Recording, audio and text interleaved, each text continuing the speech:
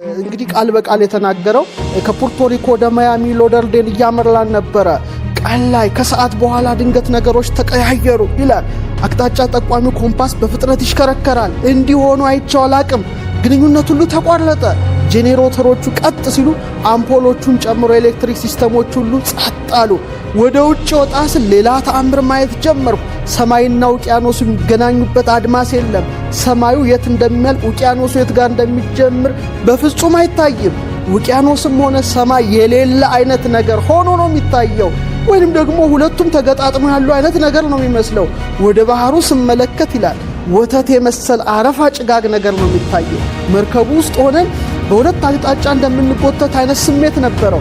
የመጨረሻው ሰዓት ነው፣ የመጨረሻ ንግግር ነው እና የሰዎቹ የመጨረሻ ቃላት ስለሆነ በጣም ትንሽ የሚከብድ ይመስለኛልና እኔ ማስበው ምንድነው በዛ ሰዓት እያሉ ምን እያሰቡ ሊሆን ይችላል፣ ምንስ እያዩ ሊሆን ይችላል የሚለው ነው። የመጀመሪያው ጥሪ ሄሎ፣ የአስቸኳይ ጥሪ ነው፣ መሬት አይታየንም፣ ከበራራ መስመራችን ይወጣን ይመስላል ብሎ አንዱ ያስተላለፈው መልእክት ይገርመኛል። ያለንበት ቦታ የት እንደሆነ እርግጠኞች አይደለንም፣ መንገዱ ጠፋን ይመስላል። ይሄ አይገርም? እንግዲህ መንገዱ ምን ያህል እንደጠፋቸው እንደተሰወራቸው የሚያሳይ የመጨረሻ በሞትና በህይወት መካከል ያለ አስፈሪ ድምጽ ነው። አንደኛው ደግሞ የሚገርመኝ ምዕራብ ቤት አቅጣጫ እንደሆነ አናውቅም፣ ሁሉም ነገር ትክክል አይደለም፣ ይገርማል ብሎ ደግሞ ያቋረጠ አንድ እንትን አለ። በቃ ጨርሶታል። ውቅያኖስ እንኳን የተለመደ መልኩን አልያዘም። ይሄ እንግዲህ የሊቀ ሐመር ነው፣ መርከብ የሚነዳ ነው።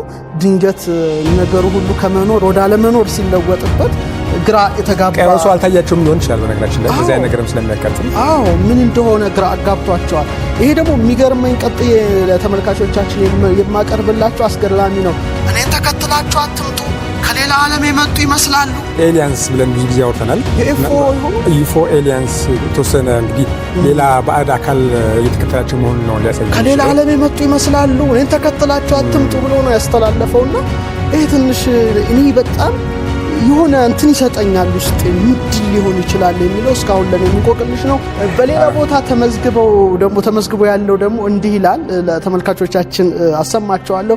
ወደ ነጭ ውሃ እየገባን ነው፣ ሙሉ በሙሉ መንገድ ስተናል፣ ለዚህ የበረራ 19 መልእክት ነው ተብሎ ከመቆጣጠሪያ ክፍል የተገኘ